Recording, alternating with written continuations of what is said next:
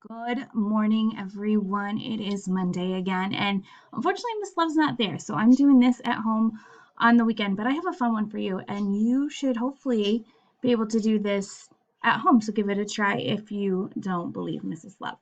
I have a little cutie orange and a glass of water.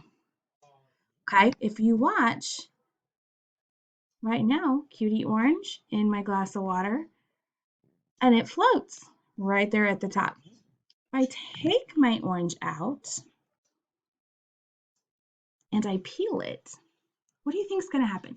Is it going to stay floating or is something going to change enough that will make it sink? If you think it's going to float, give me a thumbs up.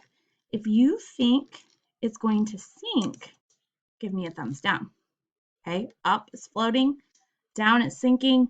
I've got it peeled, and let's take a look and see what happens.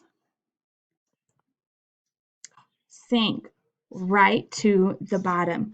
What do you think has changed enough to make my cutie go from floating to sinking?